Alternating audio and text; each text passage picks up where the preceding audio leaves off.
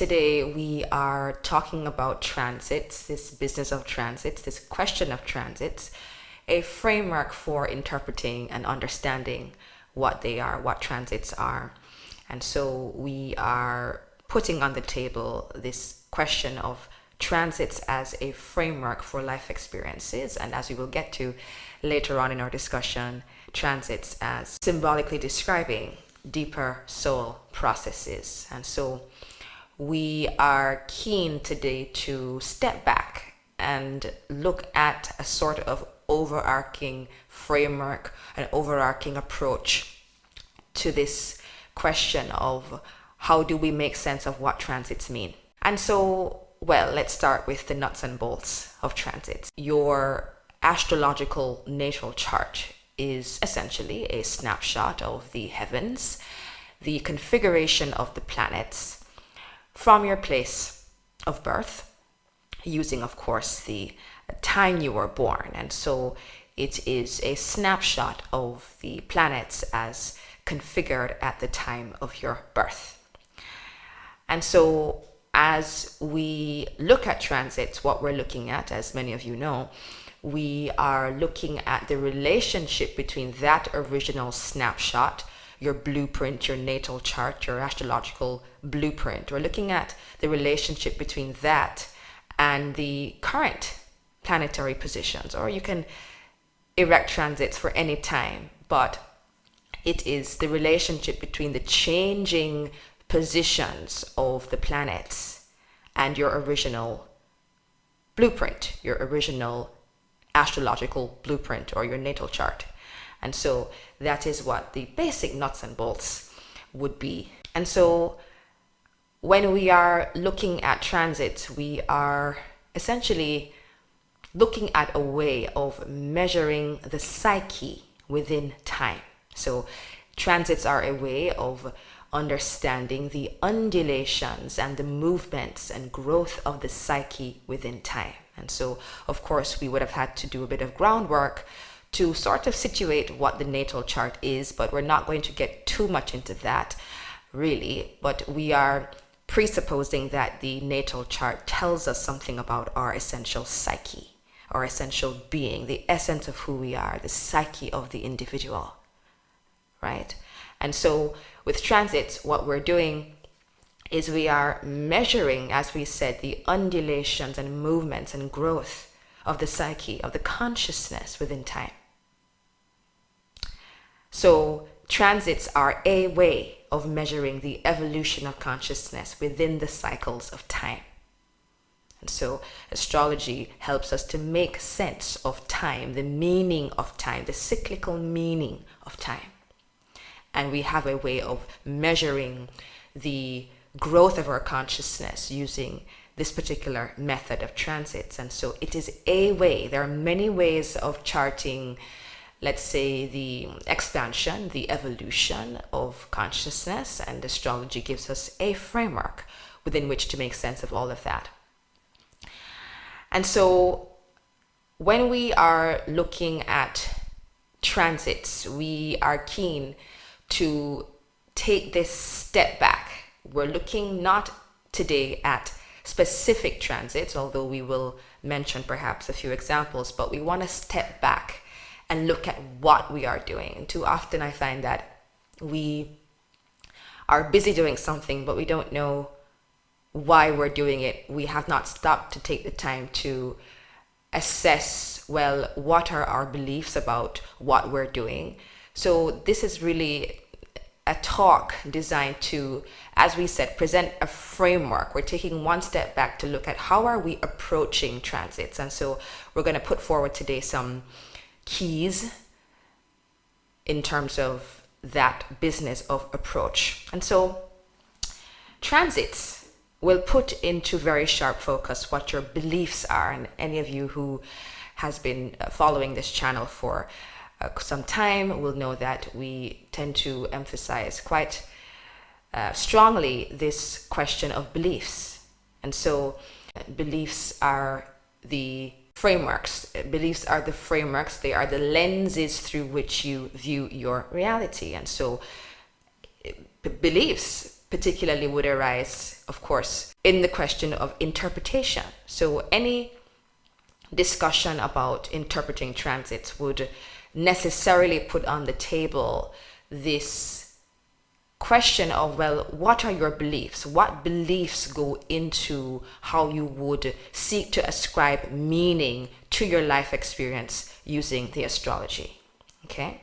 And so yes, astrology does, as we know, have archetypal symbols in the form of the signs and the planets and the angular relationships between planets, which are known as aspects. So there are archetypal principles that hold true, but how you interpret these principles would depend entirely on your framework of belief, your quality of consciousness. And so beliefs are a filter through which you view the world. And so transits will put into very sharp focus your belief. So what does a transit mean to you? What a transit means to you will absolutely condition your experience of what that transit may be. And so the framework, the basic starting point that we take here is that transits symbolically describe soul-initiated points of deep evolution and growth. And so in our framework, we look at astrology as a partner to the soul consciousness, your soul consciousness. And so astrology, from an interpretive standpoint, would be a partner in terms of us understanding the processes of the soul, as the soul's awareness is focused in the framework of a human lifetime. So the astrology would help us to make sense of the soul consciousness processes. So what is happening at the level of the soul consciousness, the processes happening within the soul.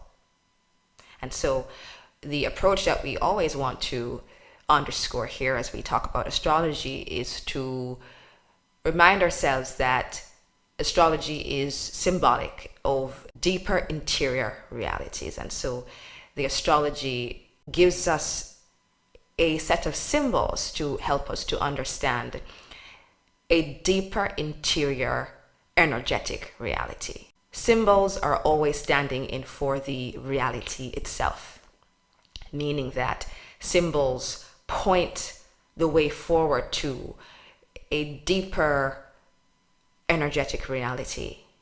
But the reality is not the symbol itself. So the symbol is a way to help consciousness to understand itself, to come to terms with its experience. And so that is a key rationale, one could say, or a key way of understanding the role of symbols on the planet, astrological symbols, any kind of symbol really.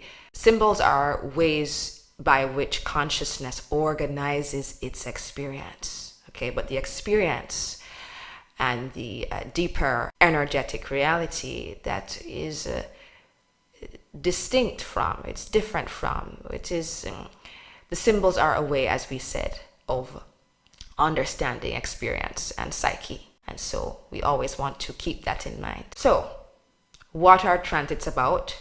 What presuppositions do we have as we look at transits? And by the way, the beliefs that frame your life, meaning the beliefs that you walk around with every day.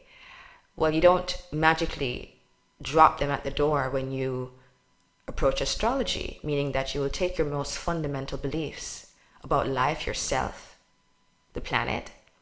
You will take that to any interpretation of astrology. So you don't magically just drop your beliefs at the door when you look at a chart. Your interpretation of that chart and any sort of secondary process in terms of measuring cycles of time in astrology, transits, progressions, secondary progressions, solar arc directions, all of that, whatever technique you're using, midpoints, etc., anything, these are not going to be separate. The interpretation of these things will not be separate from your beliefs. So again, without belaboring the point, but yes, we have to critically come to some sense of what the deeper architecture of belief is that we have when we are discussing transits, and only you, in your heart of hearts, you are most familiar with your own beliefs. You might not consciously know what they are, but you live with them. You live with your beliefs in a very intimate way. All right, so transits, they put on the table the interpretive framework through which you see your life. And of course, transits would raise questions about the degree of your own agency in your life. In other words, what do you believe about your own agency, about your own capacity to affect your life? Are you a sovereign consciousness? Is that what is in your belief system? Are you subject to all sorts of forces outside of yourself? To what degree do you invest in these beliefs? So from a process perspective, transits describe processes occurring within your psyche, interior processes happening within your psyche and consciousness. And of course, external events in your reality would be reflections of this interior process happening inside of you. So we're putting on the table that there is a relationship between the inner and the outer, and that transits invariably have, let's say, different dimensions of operation. Let's use that phrase. Transits have different dimensions of operation. So there is the inner energetic dimension, which produces an external reflection.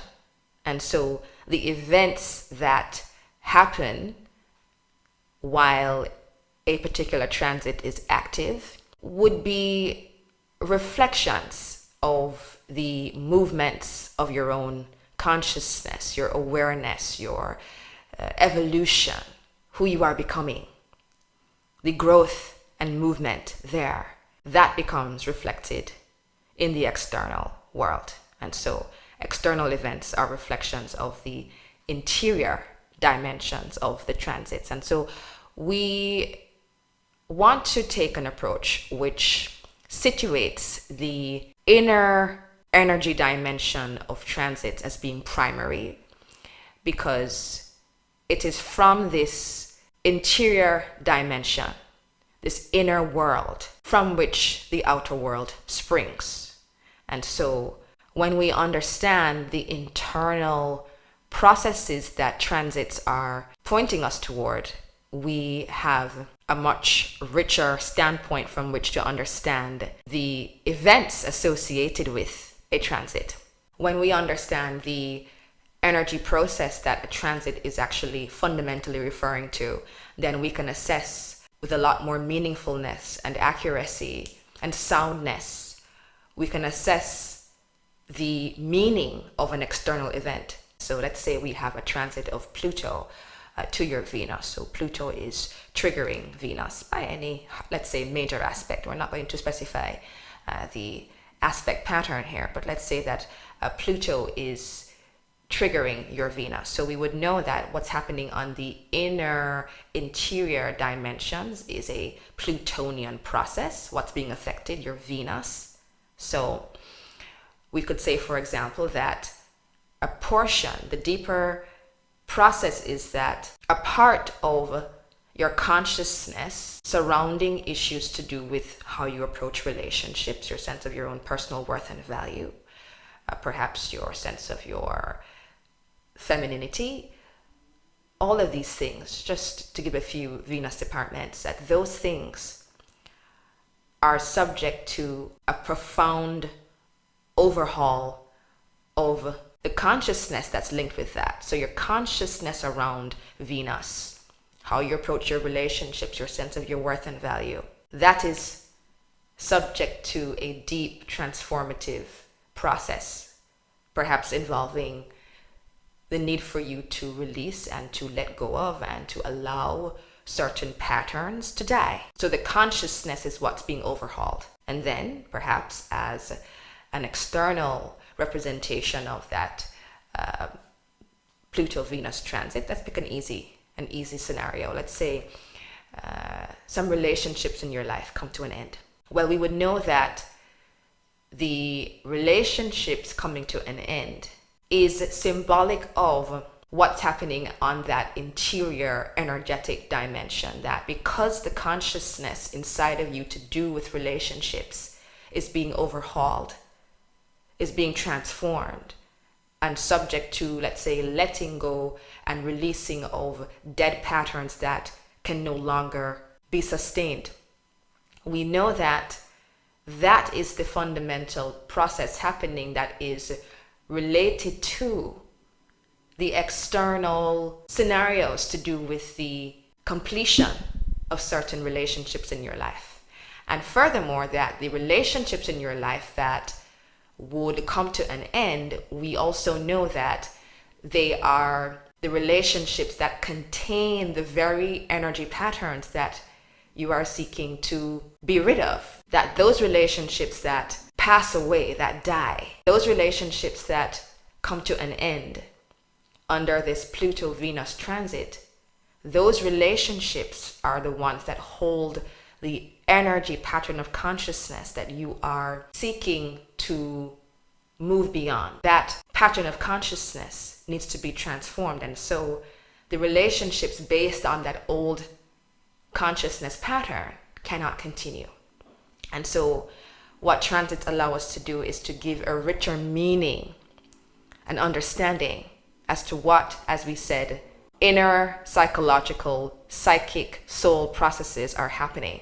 So we might stir the pot here a bit, but let's be honest, it's very tempting to want to discuss the next transit. Oh, well, what's on the horizon? And so as a counseling astrologer and someone who deals with clients routinely, it's very tempting to want to discuss the next transit, what's happening in the next 6 months or a year, always looking down the road futuristically.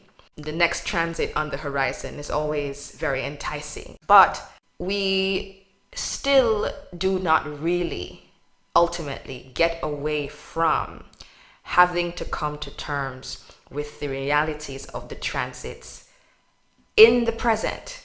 And so the next transits, the future transits on the horizon, they become very enticing when we have not really come to terms with the current transits, the realities of the transits that are symbolic of where we are now. We don't want to slow down and to pause and to take stock of, well, what processes are happening within my psyche and my life right now. And so to come to terms with the meaning of transits, well, it would require an inner awareness, a slow down, because otherwise what we're doing is essentially data collecting. So we have enticing intellectual information about transits, but then we are not present with the psychic, energetic processes happening within us, these interior processes. So it's very tempting to, as we said, want to constantly be enticed by the next transit on the horizon when we have not come to terms with the energy process happening to us right now as symbolically reflected in our current transits. And by the way, current transits set a framework for future ones. And so we want to certainly understand what's happening at present before we give any consideration to what is happening in a future timeline. The present, friends, is always the point of power. Without sounding trite, but the present moment is the only one you have. And so it would be very wise to pay attention to how your consciousness is operating in the present moment. Because if you want, let's say, different outcomes from your future or different outcomes in your future from the outcomes you are experiencing at present, then you want to certainly look at your present state of awareness and deal with things in your present moment. And so this, of course, applies to transits. Transits are, as we said, symbolic of interior energy processes, psychic, psychological, soul processes. And so from that standpoint, I discourage clients from coming for sessions too often. Sit down with yourself for a while. Sit down with what we have excavated in a session. Be alert to your own rich interiority.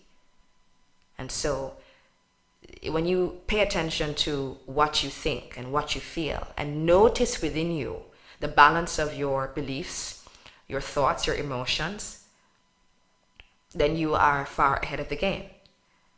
And so instead of coming too often to discuss the next transit, I advocate sitting with yourself. And often in sessions, we cover so much that it does take time for clients to really, let's say, unpack and to really make sense. Because when we are taking an approach to understanding transits at a deeper energy level, when we're getting down into the deeper psychic interior belief structures and systems and emotions and attitudes and expectations that are conditioning your experience of a transit, then you have a lot to think about. And so this kind of approach, in my view, and in my experience of working with people, with many people, that this approach gives a far richer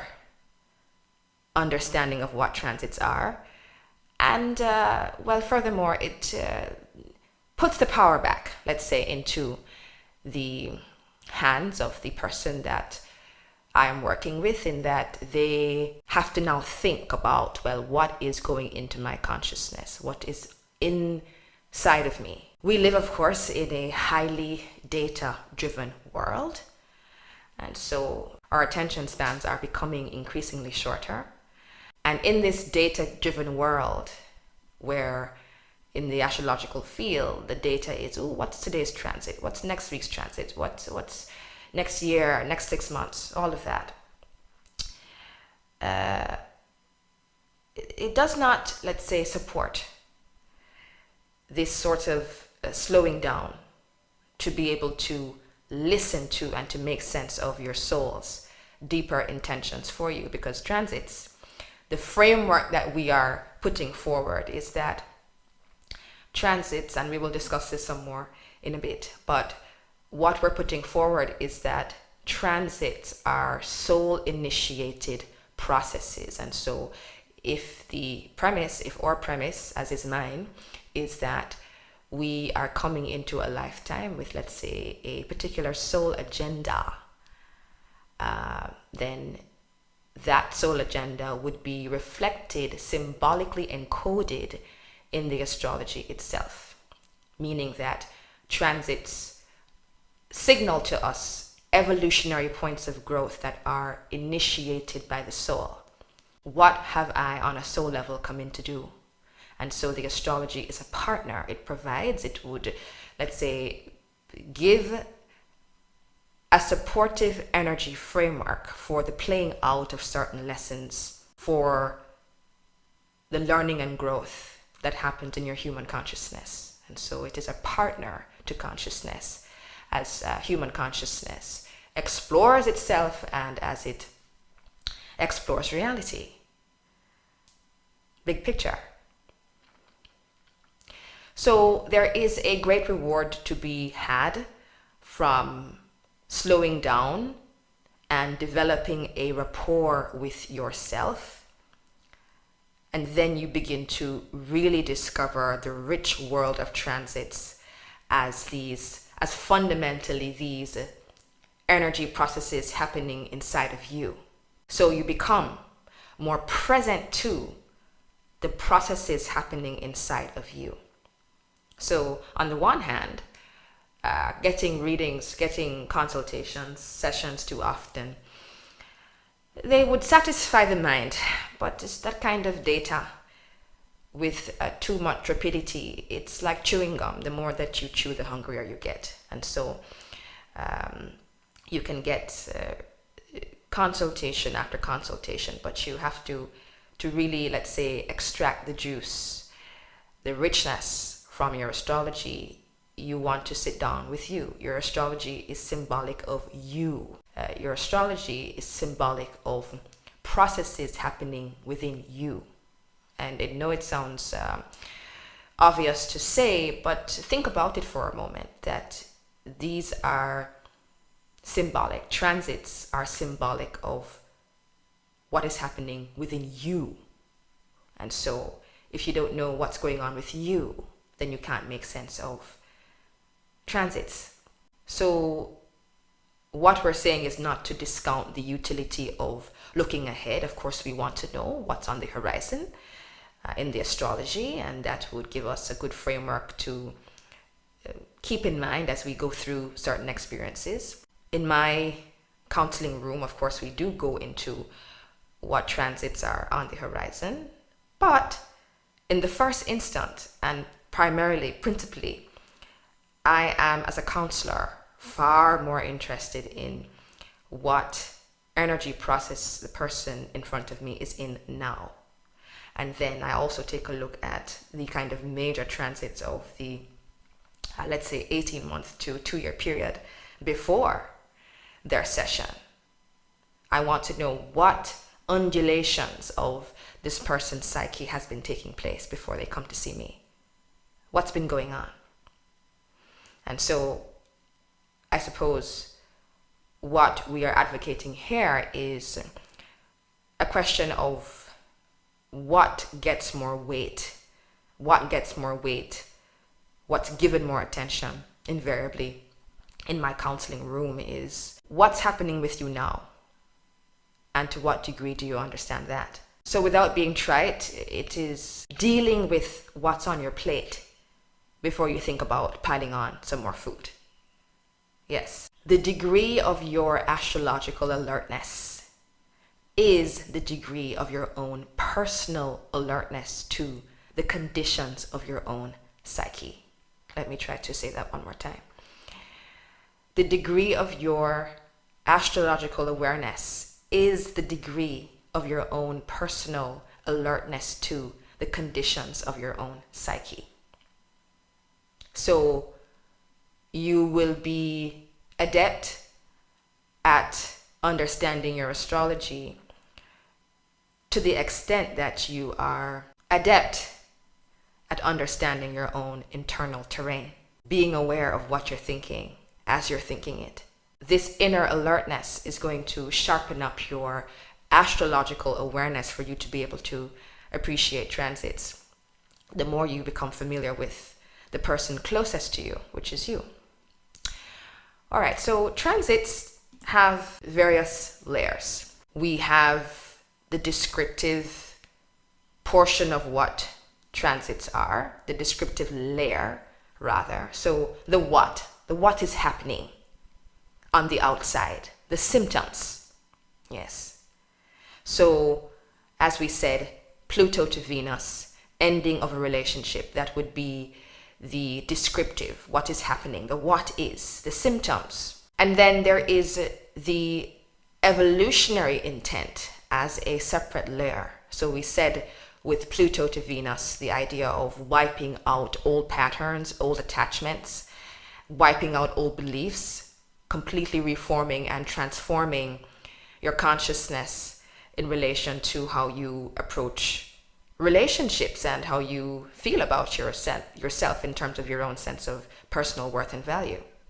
So we have these layers, the descriptive, the what is, the symptoms, and then we have what's happening on the deeper energetic and evolutionary levels. So let's put that in two camps then, not two camps, but in two layers. Let's sift that out. The descriptive, symptomatic, external, that's one layer. And then the other layer would be the deeper energetic and evolutionary intent. And so if we have that framework, we can now begin to make more sense and make more meaningful sense of what a transit means.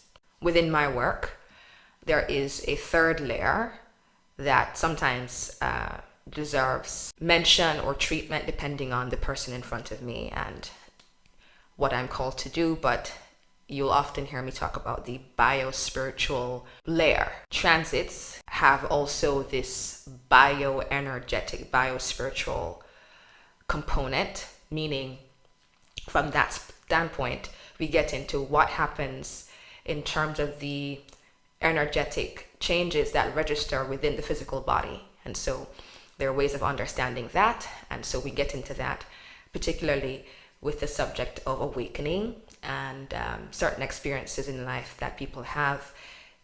Let us say that the transits also help us to understand the way that the physical body, the bio-spiritual, bioenergetic structure, how that responds. So any change that happens in your consciousness is also reflected in the energy body and physical body. And so we also take a look at some of those things where appropriate. So we're leaving that. But what we are getting at then, what this is getting into is, let's say, the anatomy, the structure of our human consciousness and experience. And so we have, of course, our external physical reality, the touch it, see it in front of me, I can hold it, the concrete experiences. We have the interior psyche, and we have what I'm referring to as the bioenergetic dimension. And so, for example, as I will begin to talk about soon, Uranus transits have a distinct bioenergetic signature and certain processes that happen in the consciousness and how the soul consciousness interacts with your biology. Astrology would also present a framework for me to help to bring across that kind of information. So there's that. So transits, a way of understanding the deeper psychic, energetic soul processes. You have to know too what your intention is when you are working with astrological material. And so I will tell you upfront what my intentions are, meaning that as a counseling astrologer, working collaboratively with the person in front of me to help them to understand their own experience and to secondarily develop approaches that help people to understand their sovereignty and to help people with tools to better approach their experience. Well, that of course is going to frame how I come to the astrology. And so my general rule is that, or not just rule, but what has been proven to me through experience and years of experience in talking to people, is that you cannot truly meaningfully unpack a transit without dealing with the individual in front of you. It sounds basic, but from the counseling side, it would involve very alert listening to a person. Why? As a counseling astrologer, I am listening very keenly to what someone is saying to understand more of the architecture of the beliefs that they have. So, let's bring it back to the astrology. If Saturn by transit is conjunct their moon, for example, I want to understand, well, what is their relationship to the dimensions of their life that are symbolized by the moon? What beliefs are there? What emotions, what attitudes, what beliefs, expectations are there? And so if we have 10 people who have Saturn conjunct the moon by transit, there will be 10 different inflections of that transit because we are dealing with the individual. And each individual is, of course, unique. And so, yes, of course, Saturn by transit conjunct the moon would certainly have thematic continuities no matter who it is. But in meaningfully discussing what that transit would mean to that person and further what the evolutionary intent of that transit is, meaning what is your soul asking you to do? Meaning, how is your soul asking you to grow, and how do we find this in the symbology of Saturn transiting or triggering your moon? So there's that. We will have, as we said, these thematic continuities that make sense for any individual who would have Saturn conjunct the moon. So we cannot truly meaningfully unpack a transit without truly coming to terms with what we are and who we are. As a counselor, it's my job to help someone to come to terms with themselves. How can they move their consciousness more elegantly through reality to have a wholesome, beneficial life that allows them to actualize who they are and to feel a sense of sovereign empowerment as they do that as a human consciousness. That is the fundamental mandate. Now, from a more astrological standpoint, we want to be alert to the entire configuration pattern, the whole pattern that is being triggered by a transit. This is very important, meaning that we might have Saturn by transit there conjunct the moon, but if that moon is also square Venus, then we are looking at Saturn triggering that person's moon-Venus square. So we want to look at what this aspect, moon square Venus, symbolizes as an internal dynamic, and we want to assess how that entire internal psychic dynamic, which the moon-Venus square symbolizes or stands in for, we want to know how that is now being subject to some Saturnian processes. So Saturn triggering not just the moon, but that whole moon-Venus complex and pattern. And so we want to make sense of the whole complex of energy, the psychic pattern in the person that is symbolized by this moon-Venus square. And so that's one point too, that because of the unique pattern configuration that we each have in our charts, and of course these patterns are symbolic of certain, what I call intrapsychic dynamics. So the aspects in the chart, the patterns, are symbolic of the patterns of your own consciousness, the beliefs, the experiences, the attitudes, what's also in the soul record.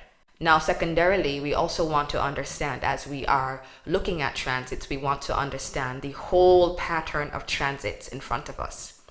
And so usually a person will have a few important transits happening at the same time.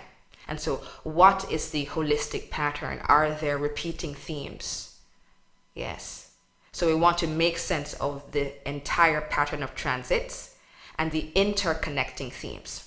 Let's find an example here. So, for example, Pluto is triggering someone's Mercury. At the same time, we have Uranus triggering their Jupiter. And so these two transits combined can show us in very real ways that how they think, Mercury, and interpret their world, Jupiter, their ideas and beliefs, Mercury, Jupiter, are up for real change, real profound radical alteration and change and transformation, Uranus, Pluto. So Mercury being, of course, the way the mind works, how we think and how we express what we think. And Jupiter, on one level of its expression, one dimension of Jupiter would be your interpretive framework of the world, your beliefs, how you feel that you stand in relationship to your reality, the cosmos. So Jupiter has this cosmological dimension, we can say, the bigger holistic interpretive framework of how you view your world. That's also a dimension of Jupiter. And so those two things would help us to understand, for example, that someone is going through a very perhaps confronting or challenging time of having their essential beliefs about the world changed. So looking at the whole pattern of transits and looking at the interconnecting themes and the bigger story of what processes are happening within the individual. In counseling, in therapeutic counseling, that attempts to get to these deeper interior energetic psychic layers of a person, well, we want to, of course, take an approach that really is holistic. So different transits become, let's say, sentences of a larger story of consciousness unfoldment happening inside of a person. So, transits tell us what is appropriate when. Yes, transits tell us what kind of behavior is appropriate at a given time or for a given time. Transits tell us the type of psychological attitude needed to meet a given period of our lives. Yes. And so this gets us into a fourth layer of transits. So we said we had the what is descriptive symptomatic. We said that we had the evolutionary intent and the deeper interior component. We said we had the bio-spiritual, bio-energetic component, but we also have a prescriptive component to transits that help us to understand and have a framework for interpreting them. So if you have major or important Uranus transits, so if you're in a Uranian time, it's saying that the archetype of Uranus, the energy of Uranus holds something for you in terms of a psychological attitude that needs to be taken. A psychological attitude that needs to be taken to meet your life experience. And so in Uranian times, in very broad terms, well, the suggestion, the prescription is to be open to novel experience. So to be open perhaps to more experimental methods and ways of doing things. Do not resist change and reordering and alteration. Neptune, in Neptunian times, the prescription is, well, psychological attitudes of surrender, acceptance, non-resistance. So transits tell us the psychological attitudes necessary to meet a given department of our lives at a given time. And that department, of course, would be the planet being transited. So if Saturn is triggering the moon by transit, what constructive Saturnian attitudes can I have or can I adopt to meet the moon dimension of my life?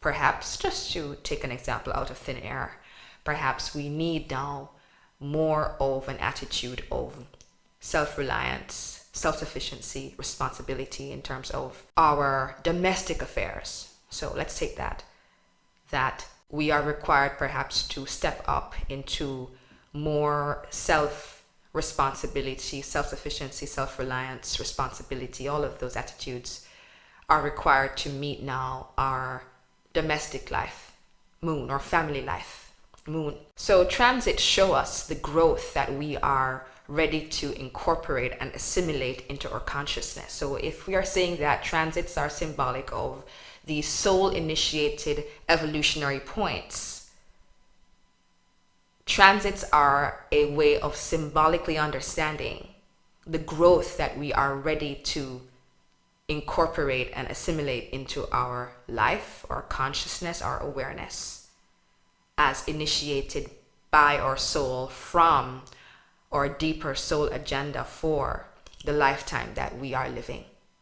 And so with transits, we have a schedule of evolution. It helps us to account for a schedule of evolution with particular evolutionary points that have specific agendas. And so the approach that we take is that transits are, at their most fundamental, referring to our consciousness.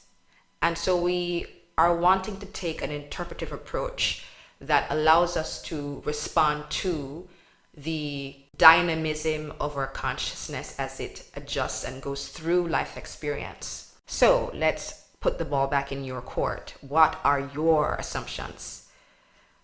What are your deeper assumptions as you look at transit? What do you think about your own power to affect your world? Are transits things out there happening to you? Or, And or are they a symbolic way of understanding the inner dimensions of who you are to help you to make sense of what you are creating in your reality? And so the reason why we are taking such an internally led approach is that if an approach to transits helps you to understand more of the energy basis of how you approach reality, so your beliefs, your mental thoughts, your emotions, your expectations, all of that, if we take that approach to help to familiarize you with your own consciousness, then you have more data to help you to understand the basis of how you are creating your life experience. And if you understand the basis of how you are creating your life experience, then you are well on your way to having more tools to change and alter the inner pattern of your consciousness to create something new on the outside. Sometimes transits, in how they are experienced more on the internal level as opposed to having, let's say, massive external reflections or significant external reflections. So a transit can herald an inner change of attitude, and you would need to be more familiar with your inner landscape to even recognize some of the transits symbolizing these activities of your soul and mind and psyche. And so sometimes transits do not have a strong, let's say, external reflection or correlate in the physical world or in events or concrete things, but they describe an inner changing of attitude, perhaps on that level. Inner changes. There are also what I call gateway transits that, let's say, set up or help us to understand the ways that our consciousness or awareness is being changed to help us to usher in a new phase of our lives. So certain things that have to happen first before major things happen on the physical level. So some transits are what I call gateway transits. They are primers. They help us to condition our internal world to help us to be ready for a new phase of our lives. You really want to have an attitude of honest self-inquiry when you are coming to this question of transits. Because if transits show how certain departments or dimensions of our psyche are being triggered, so Moon, Mercury, Venus, Mars, etc., these are dimensions or departments of our psyche or consciousness, and well, we need to know where we stand in relationship to those parts of our consciousness. So if it's Venus, well, what are our dominant thoughts and attitudes when it comes to forming relationships and partnerships and friendships and all those Venus things? So what we want to get down into, particularly in the context of counseling, is we want to excavate, in all honesty, where someone stands in relationship to a given department of their life or dimension of their psyche. For example, Venus. Then we can have some more of a sense of, well, what is the deeper evolutionary intent of a transit? How is this person being asked to change in relation to their Venus? What's really, really going on in the Venus part of my life? And how am I playing a role in terms of what's happening there with my beliefs, expectations, attitudes?